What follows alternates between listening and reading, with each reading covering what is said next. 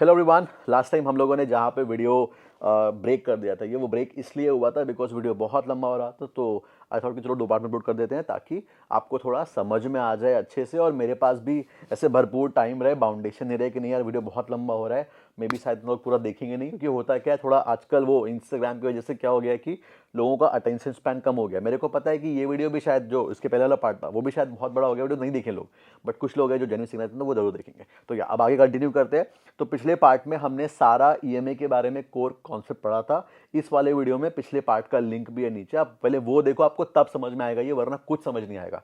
ठीक है, तो हमने लास्ट पार्ट में बच्चों के बारे में मतलब ईएमए को बच्चों से रिलेट करके कि बच्चे कैसे परफॉर्म करते हैं, क्लास का एवरेज कैसे ऊपर जाता है, उस सब बेसिस में मैं कोर कॉन्सेप्ट समझा था। अभी यहाँ पे अपन समझते हैं कि एक्चुअली में वो ईएमए को लाइव मार्केट में अप्लाई कैसे करना है और उसके कुछ से क्या लॉजिक हो सकते हैं। अब देखो, सीधा अपन चार्ट पे चलते हैं। अभी अगर आप चार्ट पे देखोगे तो हमने लास्ट टाइम यहाँ पे एंड किया था कि जब कभी भी मार्केट अगर लेट्स से हमें एंट्री देता है समथिंग लाइक, अगर मार्केट में कभी बेसिकली ये जो 8 ये जो ग्रीन लाइन है ये 8 ईएमए है, ये 8 कैंडल्स का एवरेज है, और ये जो रेड लाइन है ये 30 कैंडल्स का एवरेज है। अब एवरेज क्यों स्ट्रांग होता है मैंने लास्ट पार्ट बताया, देख लूंगा जाके उसको।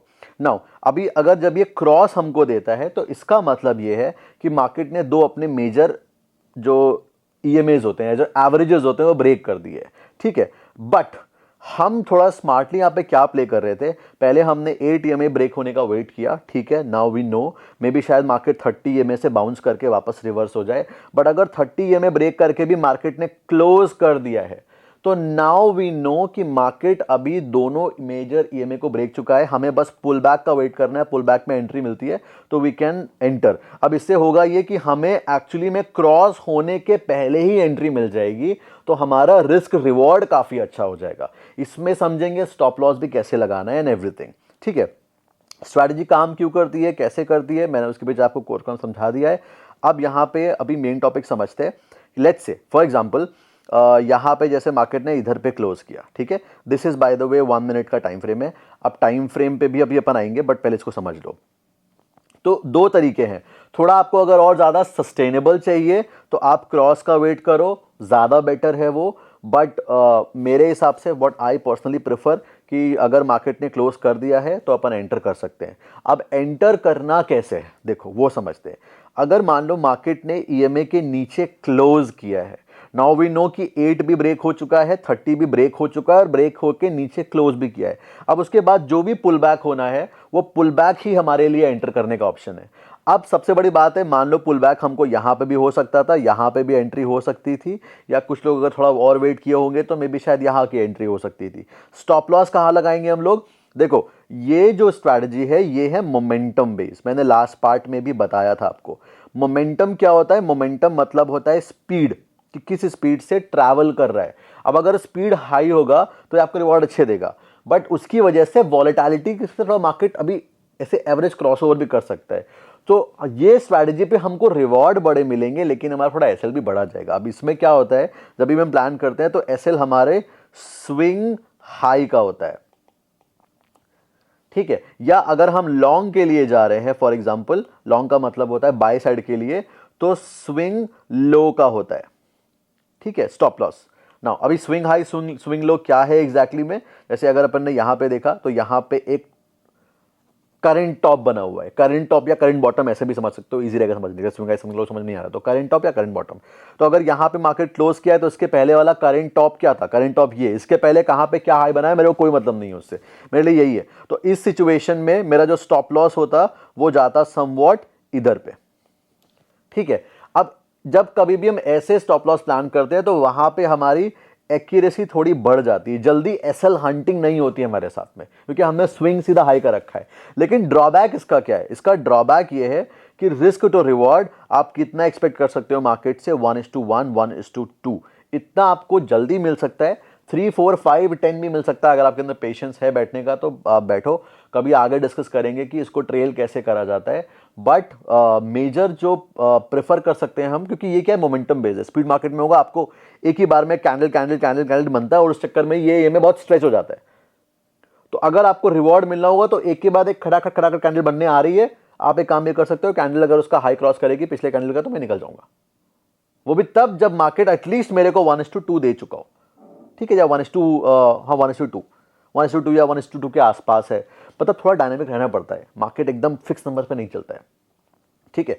बट स्विंग हाई या स्विंग लो, अब आने के बाद एसएल के बाद में ये बात ध्यान रखना, अगर मार्केट साइडवेज होगा तो इसमें आपके मल्टीपल एसएल हिट होंगे ही होंगे, क्योंकि जब भी मार्केट साइडवेज होता है वहाँ पे एसएल हिट होते हैं, बिकॉज मार्केट पॉइंट्स में मूव करके एसएल हंटिंग करके निकल जाता है। बट जहाँ पे मोमेंटम आएगा समथिंग लाइक दिस, अभी देखो यहाँ पे मोमेंटम आया, बीच में कहीं कुछ खिचड़ी नहीं पकाया और सीधा कैंडल पे कैंडल, कैंडल पे कैंडल, एंड इट ऐसे ह्यूज रिवॉर्ड मिलेंगे। अगर सिर्फ कोई क्रॉस ओवर के बेसिस पे भी देखे जाके ना, तो इधर पे क्रॉस ओवर दिया है, हालांकि जब लाइव मार्केट में वो समवॉट जब यहाँ तक स्ट्रेच कर चुका होगा तब क्रॉस ओवर दिया होगा, तो मान लो अगर यहाँ पे भी एंट्री करी तो जब आपको बड़ा रिवॉर्ड मिलना होगा ऐसे कैंडल में मिल जाएगा। तो इट्स स्पीड के लिए, अगर स्पीड मार्केट में है it will give you good result, अगर स्पीड नहीं है तो मार्केट में ऐसे लीड करेगा ये, ठीक है। That's all point. Now SL हमेशा स्विंग लो या स्विंग हाई या करेंट टॉप या करेंट बॉटम के आसपास रखने पे बेटर रहता है, थोड़ा हमारा एसएल जल्दी नहीं हिट होता है, ठीक है। अब इससे पहले आप इसको लाइव मार्केट में अप्लाई करो जाके, दो चीज़ें आपको पहले करनी है, ठीक है। पहली चीज़ तो ये है कि अगर आपके अंदर थोड़ा पेशेंस है तो एक्यूरेसी बढ़ाने के लिए जो बेसिक सपोर्ट एंड रेजिस्टेंस होते हैं ना, आप दो तरीके से यूज कर सकते हो। अगर आप ऑप्शन में ट्रेड करते हो तो मैं बोलूंगा आप ऑप्शन चेन जो होती है, ऑप्शन चेन के जो लेवल्स होते हैं सपोर्ट रेजिस्टेंस के लेवल, उनके आसपास भी प्लान कर सकते हो। उससे क्या होता है कि आपके पास डबल कंफर्मेशन हो गया, डेटा भी आपके फेवर में है। दूसरा, अगर आप प्राइस एक्शन वाले सपोर्ट रेजिस्टेंस समझते हो तो उसके बेसिस पे भी सपोर्ट के पास में अगर आ गया, अब अगर सपोर्ट के पास में आपको शॉर्ट की एंट्री दे रहा है वो, तो ये सुपरिटी हो गई कि नहीं हो गई भाई। सपोर्ट के पास में टेक्निकली हमको लॉन्ग लॉन्ग ही देखना है, रेजिस्टेंस शॉर्ट हमको अवॉइड करना बेहतर है, ठीक है। अगर मान लो क्या कहते हैं मार्केट रेजिस्टेंस के पास में आ चुका है, तो रेजिस्टेंस के पास में हम सिर्फ शॉर्ट शॉर्ट देखेंगे, लॉन्ग करना अवॉइड करेंगे। इससे क्या रहेगा, हमारी इसी स्ट्रैटेजी में एक लेयर आ गई और जो कि हमको थोड़े ब्लंडर्स करने से बचाएगी। अब ये एक तरीका है, आप ऑप्शन चेन के बेसिस पे, सपोर्ट रेजिस्टेंस के बेसिस पे इसको देख सकते हो। दूसरा तरीका ये है कि नहीं, एक सेकेंड,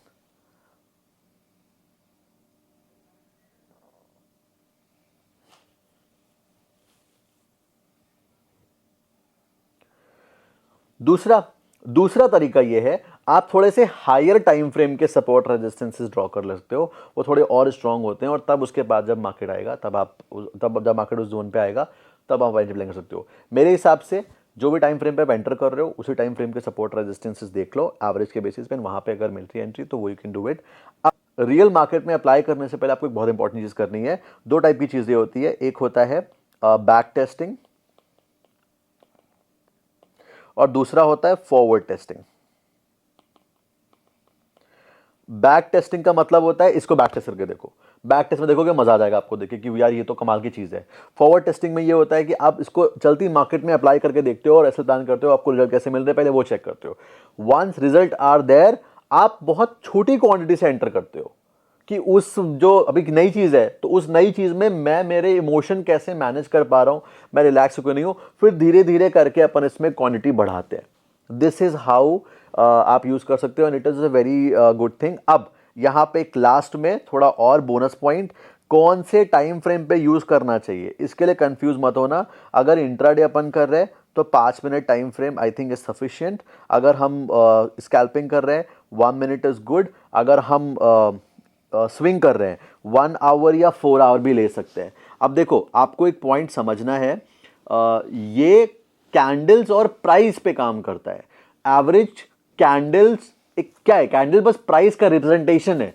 तो अगर आप वहां पे 1 आवर लगा रहे हो, इसका मतलब यह है कि वो एक कैंडल 1 आवर की है, 1 आवर में प्राइस कैसे मूव करा है उसका हिसाब है। अगर आप वहां पे 1 मिनट लगा रहे हो तो 1 मिनट में कैंडल वो कैसे मूव कर रही है उसका हिसाब है। तो है तो वही कैंडल, प्राइस वही है, बस 1 आवर में रेंज बड़ी हो जाती है। 1 आवर में एक कैंडल ही मान लो बन रही है 200 300 250 पॉइंट की, और 1 मिनट में एक कैंडल बन रही है 20 30 50 पॉइंट की या 15 20 या समथिंग लाइक दैट। तो ये वर्क आपकी 1 आवर पे भी करेगी, 5 मिनट में भी करेगी, 1 मिनट में भी करेगी। बट लास्ट में सबसे इंपॉर्टेंट पॉइंट ये है कि आपको ये समझना है कि ये पर्टिकुलर स्ट्रैटेजी पे मेरे लिए कौन सा जोन अच्छे से सेट हो रहा है, और एक बार अगर आपको समझ में आ गया सिर्फ उसी पे काम करो। ट्रेडिंग में ऐसा बिल्कुल नहीं होता है कि आपको अगर एक चीज़ आ गई तो अब इसमें और ज़्यादा कॉम्प्लिकेशन ऐड करोगे तो वो और अच्छा हो जाएगा, और कॉम्प्लिकेट करोगे और कंफ्यूजन होगा, काम खराब हो जाएगा। तो एक बार अगर आपको समझ में आ गया है बस, you don't need anything else. Same cheese do it again and again and again and again. ठीक है। अब जब आप बिगिनर स्टेज पे होते हो, जब आप थोड़ा बहुत मार्केट में एक्सपीरियंस लेते हो, फिर काफ़ी सारी चीज़ें आपको धीरे धीरे खुद समझ में आने लगती है। अच्छा, फॉर एग्जांपल यही 830 स्ट्रैटेजी है, अगर आप इसी पे काम करते हो तो आपको क्या लगेगा फिर कि यार मैं इसको ऐसे कर रहा हूँ तो मेरे को ज़्यादा अच्छा रिजल्ट मिल रहा है, या इसमें मैं ये ऐड कर रहा हूँ ज़्यादा अच्छा रिजल्ट मिल रहा है। ठीक है। तो जब आप कोई चीज़ पे काम कर रहे हो और उसमें आप थोड़ा अपना एक जो मैजिक होता है ना वो एंटर कर दोगे, जो अपना इम्प्रोवाइजेशन होता है, then that thing becomes even better, और तब आप एक्चुअली में रियल वाली ग्रोथ कर पाओगे। ये कोई भी स्ट्रैटेजी है, कोई भी नॉलेज है, इनफैक्ट अगर आप कहीं पे कुछ, मान लो आपने किसी का कोई कोर्स भी ज्वाइन किया है, कोई क्लास भी ज्वाइन करी है, आपने सीख लिया सारा कुछ, दैट्स ग्रेट। अब आपके पास में एटलीस्ट एक प्रिसाइज नॉलेज है, बट उसी प्रिसाइज नॉलेज पे आप सोचो कि मैं उसी स्पेसिफिक नॉलेज सेटर बन जाऊंगा, कोई चांस नहीं है। ठीक है। मैं बोलने के लिए बोल सकता था कि हाँ ठीक है आप मेरे पास आ जाओ, मेरी क्लास ज्वाइन कर लो and you can do very well. Reality नहीं है ऐसी, और मैं आज से नहीं हमेशा से बोल रहा हूँ। रियलिटी ये है, आपने एक पिन पॉइंट सीख ली, जो मान लो किसी इंसान ने 2 4 5 10 साल जो एक्सपीरियंस लिया है, वो आपने एक्सपीरियंस शॉर्ट में समझ लिया, कोर नॉलेज समझ ली, बट वो कोर नॉलेज भी तभी काम करेगी जब आप उसमें अपना एक्चुअली में चार्ट टाइम दे रहे हो, अपना इम्प्रोवाइजेशन कुछ ऐड कर रहे हो, things will go very well. और वो ऐड कब होगा, जब आप इनफ मार्केट में टाइम देते हो चार्ट को, वो खुद ब खुद आपको लगे कि नहीं यार मैं इस पे अगर थोड़ा इसको ऐसे करता हूं तो, क्योंकि जब आप खुद सोचो ना, अगर आप एक ही चीज पे 10 20 50 कम बोल दी मैंने, तो 200 300 500 ट्रेड्स लोगे तो आपको खुद समझ में आ जाएगा कि नहीं हाँ एक्चुअली में ये चीज काम तो करती है बहुत अच्छे से, बट यहां पे इस पर्टिकुलर पॉइंट पे मेरे लिए और अच्छे से काम करती है, and that is going to become your secret sauce. तो या, और वो चीज बाकी लोगों के काम नहीं करेगी, वो चीज सिर्फ आपके लिए काम करेगी, because the magic is always in you. तो या, आई होप आपको अच्छा लगा होगा ये पूरा वीडियो। फर्स्ट पार्ट नहीं देखा, देख लेना, this was second part. Now everything is clear, now you know the strategy. अब बैक टेस्ट करना है इसको। अगर आप 2 4 चार्ट्स ओपन करोगे, एक काम करते हैं, थोड़ा देख लेते हैं। ठीक है, 1 2 चार्ट ओपन करते हैं। फॉर एग्जांपल लेट्स से हम इसको थोड़ा स्विंग में देखते हैं, बिकॉज मैं स्विंग ट्रेड करता हूँ। स्विंग ट्रेड के लिए I prefer Nifty also, Nifty के फ्यूचर्स में आई टेक ट्रेड्स। ठीक है, तो इसको अभी हम लोग इसी स्ट्रैटेजी को 1 आवर पे देखते हैं। बाय द वे मेरा एक निफ्टी पे फ्यूचर भी रनिंग है, शॉर्ट का ही है। ठीक है। अच्छा, अभी देखो यहाँ से मार्केट नीचे गिरा है। ठीक है, बहुत अभी अच्छा प्रॉफिट नहीं है, ठीक ठीक प्रॉफिट है। इसके नीचे मार्केट क्लोज की है। थोड़ा मेरे को खुशी है इस बात की अभी ये, कि चांसेस आर हाई कि मे बी मार्केट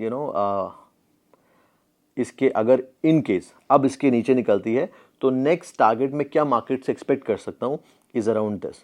और अगर इसके भी नीचे निकल के यहाँ पे कहीं क्लोज होता है, then that thing will be very good. ठीक है, नाउ जब ये यहाँ पे था तो आई नो कि नहीं, अगर इनकेस यहाँ से नीचे गिरता है तो दिस यहाँ तक आने का इसमें पोटेंशियल है। ब्रेक भी किया, अगेन होल्ड कर रहा है, दैट्स फाइन। अब आप देखोगे कि हम कोई भी चीज़ अगर प्लान करते हैं ना, उस पर सीधा ऐसे नहीं हो जाते कि बस it's like directly go for it एक ही बार में। हमको ऐसे लेके चलना है कि मार्केट हमें पहले इंस्ट्रक्शन दे रहा है, then we will go for it. ठीक है, अब ये जो पूरा मोमेंटम है, अपन 1 आवर पे देखते हैं कि एग्जैक्टली ये स्टार्ट कहाँ से हुआ था, और क्या जो हमारा लॉजिक है कि मार्केट ने पहले 8 में ब्रेक किया, 30 में ब्रेक किया, उस पर क्लोज किया, वहां पे हमारी एंट्री एंड स्विंग लो का स्टॉप लॉस, क्या ये 1 आवर पे भी काम करता है? 1 मिनट पे तो देखा अपन ने बैंक निफ्टी पे, 1 आवर पे कैसा है ये? 1 आवर पे अगर देखें हम लोग, ठीक है। अब जो नेक्स्ट वीडियो आने वाला है, नेक्स्ट वीडियो पे हम बात करेंगे अबाउट रिवर्स साइकोलॉजी।